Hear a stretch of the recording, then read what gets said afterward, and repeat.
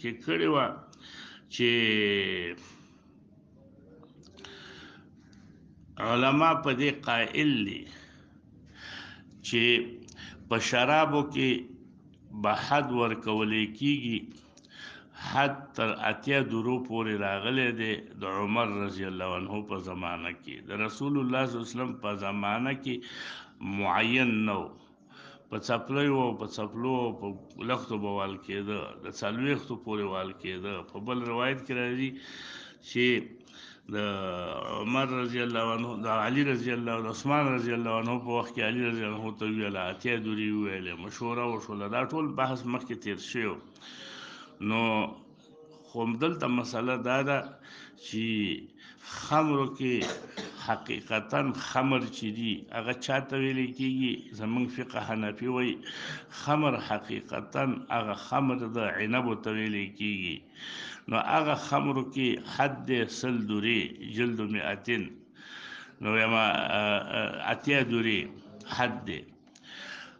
دا حد عمر رضی الله عنه ټاکلی دی د رسول الله صلی الله علیه وسلم کې عمل په حد باندې شوی دی د شرابي خو چې څکلي شراب حقیقتا دغه ته ویل کېږي چې د انګورو نه جوړي فقه حنفي وایي د دې نه علاوه چې کوم شراب دي وربشو نه جوړي زبیبو نه جوړي نور شیانو نه جوړي نو دغه شراب باندې هر حد نافذېدی شي چې کله هغه اوسکي او هغه نشه کي سړی حد اسکار ته ورسیږي که یو ګوټ نومې وکړه چې هغه پې نشه نه شو په ده باندې حد نشته او نور علما ټول څه وایي چې مطلق شراب دي د هر شي نه چې جوړ دي کلو مسکرین خمرون دي هر مسکر چې دی هغه خمر دي نو دا که حد اسکار ته رسیدلی او که نه رسیدلی نو په هغې کې حد دی فقه حنفي څه وایي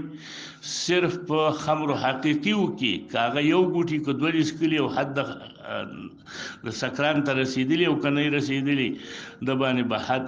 نافظېږي د دې نه علاوه نور شراب چې دي هغه شراب حقیقتا نه دي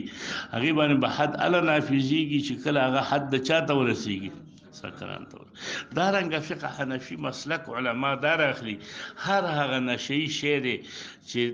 خاون نشه کې مثلا سیګرټ ډېر وڅکي سړی نشه شي په ده حد نافظولی شي نثار دې واچول سر پې وګرځېده راولوېده درز نشه شو په ده باندې به اوس حد نافظېږي خو د دې نه علاوه چې نشې نه کي فرضاً نثاري سړی دی خو نثاره چې خو بیا نه نشه کوي سیګریټي سړی دی خو نه نشه کوي چرسي سړی دی خو نه نشه کوي نو په دیو کې یا داسې شرابي دی چې دغه شراب سکي څه ورته وایي د تمر سکي کجوري سکي مۍ سکي هندوانه نه شراب جوړه او دې شیانو کې حد د سکران ته نه دی رسېدلی حد د اسکار ته نه دی رسېدلی نو په ده باندې حد نه نافظېږي وایي حد پې هله نافظېږي چې دا کوم ځای ته ورسېږي دا نشه شي بیا پې او صرف خمر حقیقتا چې هغه د انګورو دی په هغې کې په لږي که ډېري په هغې باندې حد نافظ دی نور ائمه ټول دا وایي چې نه هر هغه شی چې مسکر دی هغې حکم د خمرو دی او ما کانا کثیره حرامون فقلیله حرامون دی چې ډېرې حرام شو چې نشه راولي نو لږ هم حرام دی اگر که هغه نشه نه راولي نو د دې وجې نه د ائمه ثلاثه او د عامو فقهاو په نسب باندې په دې ټولو نشهیي شیانو کې که هغه چرس دي که هغه پوډر دي که هغه سیګرټ دی که هغه نسوار دي په دې ټولو باندې حد نافظېدی شي اگر که دا کوونکی حد د اسکار ته رسېدلی نه وي همداسې نسواري سړی په نسوارو ګیر شو نو ته پې حد نافظولی شي دورې والی شي سیګریټي سړی دی چرسي سړی دی اگر که هغه حد د اسکار ته نه دی رسېدلی زمونږ فقه حنفي وایي نه په دې باندې حد نه نافظېږي نو د دې وجې نه کوم ځای کې چې مروجه فقه حنفي هلته نشیان ډېري څوک پوډر څکي نو څوک چرس څکي څوک وایي ځکه په دې کې خو حد نشته حد خو هله دی چې کله دا داسې نشه شي چې بس د کاره وځي بیا پې حد شته او یا د حد دی په خمر حقیقتا کې نو ډیر فساد چې دی د فقه حنفي نه د نشیانو په لحاظ سره د فقه حنفي د تطبیق نه دغه کېږي دا پیدا کېږي خورېږي ځکه هر سړی به نشه شي او دا نور چې دي هغوی خو ائمه ثلاثه فقها هغوی دا وایي چې نه که نشه راولي که نه راولي خو نشه یي شی چې دی هغه حرام دی او هغه که څوک استعمالوي په هغه به حد نافظېږي نو نصاري سړي باندې به حد نافظېږي په سګرټي سړي به نافظېږي په چرسي به نافظېږي اگر که هغه لا حد د اسکار ته رسېدلي نه وي خرڅول خو بیل د حرامو کار دی په هغې کې خو حد نه دی راغلی حد خو راغلی دی د سکونو کې هغې له ته تعزیرات پاکستان زیر دفعه 2 او زیر دفعه 3 او زیر دفعه 4 کې ورکولی شي چې بندیانې کې هسې وي په څپېړو خو حدود د خرڅونکي دپاره نه دي راغلي هغه یو کار دی چې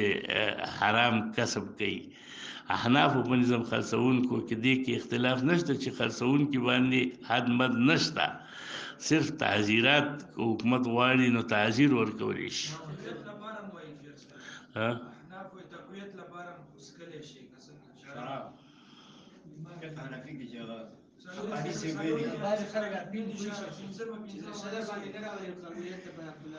کېدای شي فقه حنفي کې څه ډېر بحث نور شوی دغه ماته نه دی معلوم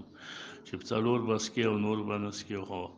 داسې کوم کتاب یې لیکلي په فقهي بعضې مسایلو کې نو لیکلي به یې خو د فقه حنفي چې کوم اصولي مذهب دی هغه دغه دی چې ته خمر حقیقتا دا که لږه موسکې که ډېره موسکې په دې کې حد دی او چې کوم خمر حقیقتا نه دي او نور نشهیي شیان دي هغې کې اله حد دی چې هغه حد د اسکار ته ورسېږي او چې حد د اسکار ته نه رسېدلی بیا په هغې کې حد نشته عن ابي سعيد الخدري ان رسول الله صلى الله عليه وسلم ضرب الحد بنعلين 40 رسول الله صلی الله علیه وسلم وهل کړي دي په حد باندې حد د شراب باندې نعلین معنی 2 څپلۍ راغستې دي او 40 دیوالې دي نو بعض علما هم دا وایي چې دا 40 چې دی دا حد د رسول الله صلی الله علیه وسلم په زمانه کې حد د خمرو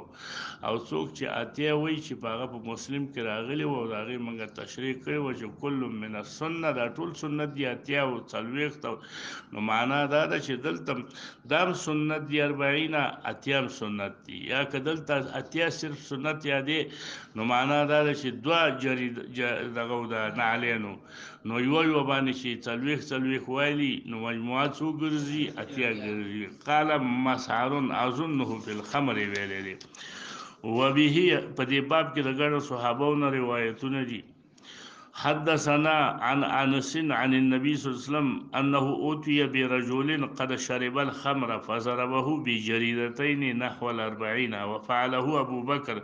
فلما كان عمر استشار الناس مشوره وکړه د خلکو سره فقال عبد الرحمن بن عوف كاخف الحدود اغه حد باورکو په شرابو کې چې کم په حدودو کې اخف دی یعنی لکه د مسلم په روایت کې راځي چې عبدالرحمن ابن عوف ورته دا ویله او علي رضی الله عنه په بل روایت کې راځي فقال علي له علي رضی الله عنه ورته ویله چې اني ارى ان تجعل 80 كاخف الحدود زه دا ویم چې اتې دوری ولور کې لکه څنګه چې اخف الحدود دی نو 80 فامر به عمر قال ابو اسحاق حديث حسن صحيح باب ما جاء من شرب الخمر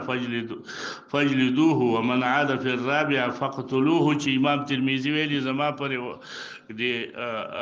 کتاب کې چې کوم روایت دي ټول روایت معمول به هادي مگر صرف او صرف 2 روایتونه چې یو پاغي کې دا روایت دی او یو هغه روایت چې مخکې تیر شو چې رسول الله صلی الله علیه وسلم جمع بین صلاتین کړي او په مدینه کې په غیر د سمطر په غیر د سفر نه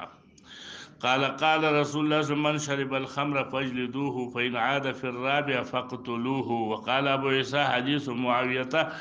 هكذا لکه څنګه چې ابو بکر ابن عیاش نقل کړی دی.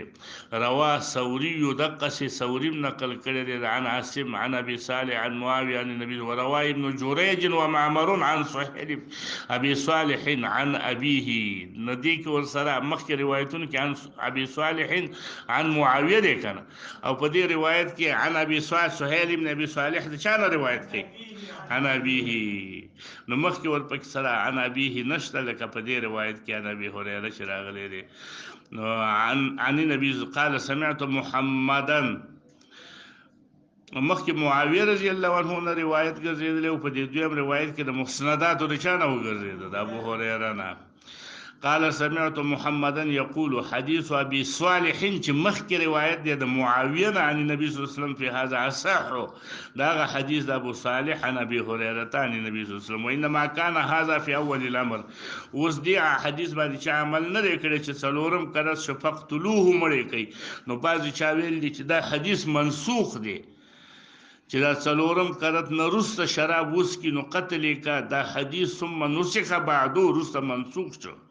هكذا روى محمد بن إسحاق عن محمد بن المنكدر چې مشهور تابعي دي عن جابر بن عبد الله عن النبي صلى الله عليه وسلم چې من شرب الخمر فاجلدوه فإن عاد في الرابعة فاقتلوه، نو دا ولنی حکم دی. ثم أتي النبي صلى الله عليه وسلم بعد ذلك برجل قد شرب الخمر في الرابعة فضربوه ولم يقتله. وكذلك روى الزهري عن قبيصة بن زهيب عن النبي صلى الله عليه وسلم نحو هذا قال فرفع القتل وكانت